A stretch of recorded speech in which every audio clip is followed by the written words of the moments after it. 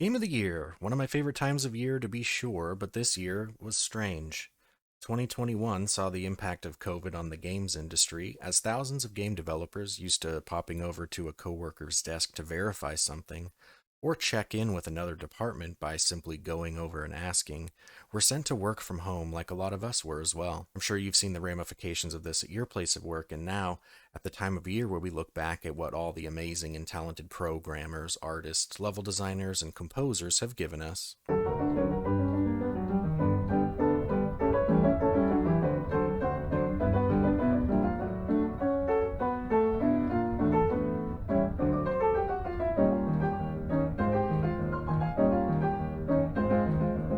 Well, at least we didn't have another cyberpunk.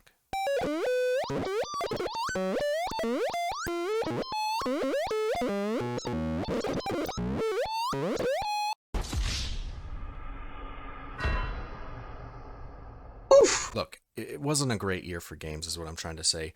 However, among the multitude of swings and misses, there were a few really special games that came out in 2021, and I'd like to share with you what some of my favorites are, with the last being my game of the year for 2021. I'm going to do my best to stay as spoiler free as possible, because at the end of the day, I do think you should try these games. Let's get right into it. Halo Infinite. Halo Infinite is like when you ask for Tony Hawk's Pro Skater on the N64 for Christmas, and in the days leading up, you can see a present under the tree that you know for a fact is in the shape of a box for a Nintendo 64 cartridge, only to wake on the morning of that baby's birthday seeing no other present than that rectangle that most assuredly contains a delectable blue cartridge. You rip into the paper, mere seconds away from Rodney Mullen dark sliding through the mall to Jerry was a race car driver, and then you see it. One paper shred reveals the word skate, the next tycoon. The realization sets in. Your parents had gone out, purchased, wrapped, and placed under your tree Skateboard Park Tycoon for the PC. It might not be what I expected, but the visuals are really stunning. All our squabbling and worrying after the E3 demo turned out to be for nothing, which is really good. It does look absolutely amazing, and the sound design is top-notch as well. Every gun, enemy, and explosion sounds perfect, as well as the incredible score, which is par for the course with Halo games. Finally, for those who subscribe to the gameplay is king mantra when it comes to games, will be extremely satisfied, as Halo Infinite just feels amazing to play. Everything you've loved about the Halo franchise's gameplay is the best it's ever been here. Its shortcomings are its narrative and bland open world. Though the story did have me wanting another one, it lacked in the classic Halo set pieces that blow you away. Although I did like the more intimate story they were telling here, but it did feel constantly at odds with them wanting you to explore this big, bland open world, when really the major draw of the game is in this tight-knit story that they're telling. My biggest problem is with the open world itself having every stereotypical objective you would find in an open world game from the early 2010s regurgitated onto this 2021 premier AAA title. They really didn't need to make this an open world if this is what they were going to do with it. I hope for the next entry 343 takes the approach that Naughty Dog did with Uncharted 4 and The Last of Us 2, with sections of the story unlocking a large open environment that you can explore, but where you're still engaged in the story, and though big, it's not overly bloated with repeated objectives. Overall, I think Halo fans love this game because of its gameplay above all else, and by God does it have that in troves. Returnal. Resogun was one of my favorite games of the PS4 launch year, so it's no surprise that Returnal connected with me this year. Housemarque's latest PlayStation exclusive has everything that we've come to know and love about their fast-paced, particle effects, overloaded gameplay, but with a brand new twist for the studio. Returnal is Housemarque's first third-person game, as well as the team's first roguelike game, and by far the best narrative they've told. Unlike with Halo Infinite though, this new genre fits so perfectly, it's amazing that this hasn't been their style of game all along. Visually, the game is remarkable, taking full advantage of the PS5's graphics capabilities running at 4K resolution, 60 frames per second, and that coveted ray-traced lighting. It not only is an endlessly fun game, but truly a great tech demo for the PS5 hardware, showcasing tons of enemies on screen, all blasting balls of energy at you from different directions, and the signature Housemarque particle effects really come to play in this one. The original score by Bobby Krilic is haunting, esoteric, and follows the flow of action really well, emphasizing boss battles and exploring new areas, as well as helping sell the story. Narratively, it's the strongest the studio has written so far, but it's still a little convoluted in the way it's laid out to the player over the course of the game. A lot of the cutscenes that do most of the exposition are eerie and left ambiguous. Tie that together with the fact that every player is going to get to those story beats at different times because of skill level and things like that, so it's hard to judge the pacing, but I would say after beating this game, a lot of people went to YouTube to find a video explaining what just happened. This is another game where I would say that for those who really just go to video games for their gameplay and hold that above everything else, Returnal is the game for you. Put aside its visual fidelity and mind-bending story, and you're left with an incredibly fun and rewarding action arcade shooter, but with roguelike elements such as random weapon and special drops, areas to permanently upgrade, and the run-based mechanic, which is explained really well in the story, gives you a really interesting and engaging reason that you're starting over each time. Returnal is some of the most fun I've had with a game, so if you're lucky enough to have gotten a PS5 for Christmas, do yourself a favor and pick up Returnal. Lake came up on my radar because of a friend's recommendation, and I'm so glad that it did. It is the perfect antithesis of Halo Infinite and Returnal, as we swap out our guns and ammo for letters and packages and trade our warthogs for mail carrier trucks. Mosey on up to Providence Oaks, Oregon. You take the role of a woman named Meredith who's taking over for her father, while he and your mother are on vacation as the small town's mail person. Providence Oaks wraps around the enormous and beautiful titular lake and is home to a handful of interesting folks, some new and some from Meredith's past. Most of the gameplay revolves around driving your delivery truck and delivering parcels and envelopes to the townsfolk, and as such, I've started referring to this game as Your Mom's Death Stranding. The cast of characters you meet are all mostly interesting. There's a video store clerk who recommends movies for you, your boss who has a bit of a drama surrounding him that I found pretty fun, the town's old cat lady, and a teenage girl who works for her dad at the local mechanic, and many, many more. There's not too much to say on this one at this point, as it really is a game about pacing and how you interact with each character through dialogue options, so in the interest of not spoiling too much more,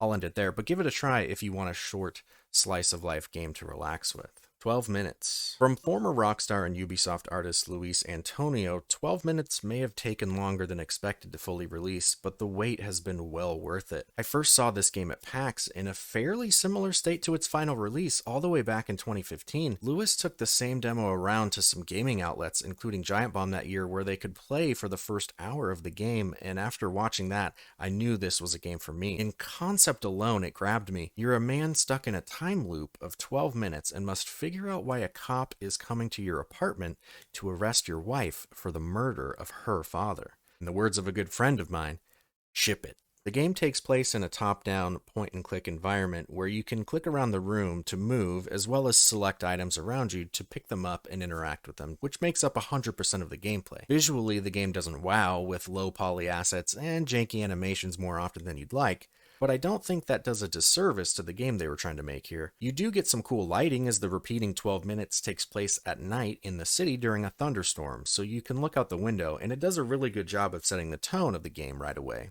Speaking of tone, I really loved the touch at the beginning of the game as you walk out the elevator onto the same carpet from The Shining. I just thought that was a really cool homage because we're going to be stuck in this apartment for a while, similar to the Torrance family and the Overlook Hotel. The voice acting is also really well done, and in a game like this, that is not an easy thing to pull off. The wife is voiced by Daisy Ridley, and you, the husband, are voiced by James McAvoy.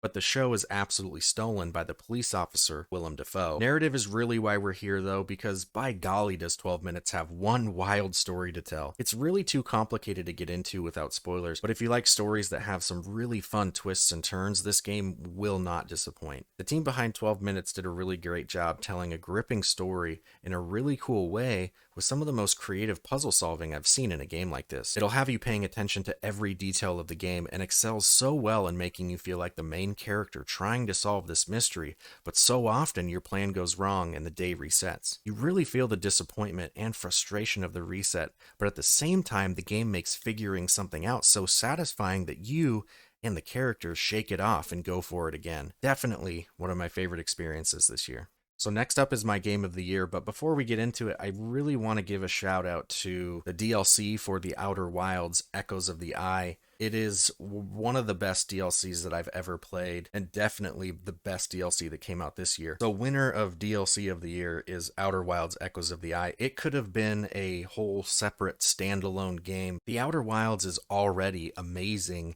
and Echoes of the Eye takes all of those things and just expands upon them in really cool, really interesting ways. It's a must play for Outer Wilds fans. And then one game that, if you're hoping this is going to be my number one, and it's one that I missed and one that I do want to play, but Sable, I did not play it, and I'm sorry. So that's not my number one, but I know that that game did really well this year. I do want to play it. It's on the list, but I didn't. So I'm sorry to Sable, and congratulations to The Outer Wilds Echoes of the Eye, DLC of the year. So now here it is. Game of the year 2021.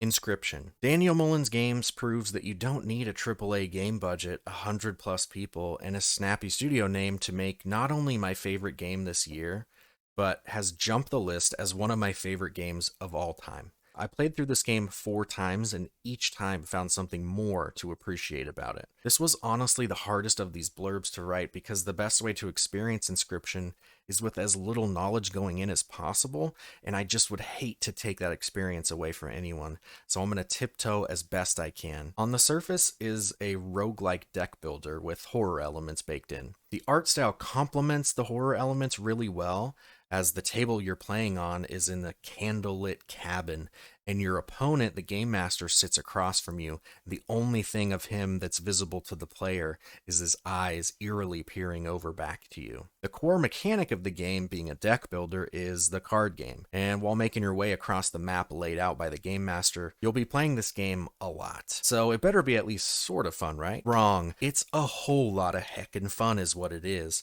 The card game by itself, and in fact every chapter of this game individually, could be its own amazing standalone game. That's the real jaw-dropping thing about Inscription. Every pixel on screen, every line of code has had so much love and thought and passion poured into it that it just makes every second of playing it an absolute joy. The developers and artists involved were so meticulous in designing and crafting a fun game around an incredibly interesting narrative, which I think is what most games that try to do this genre-bending experience forget, that beneath all of the crazy narrative story, you have to have a fun card game in your deck builder. And that just happens here. You have a really addicting card game, but then this story happening around you, so both of them will drive the player to keep playing.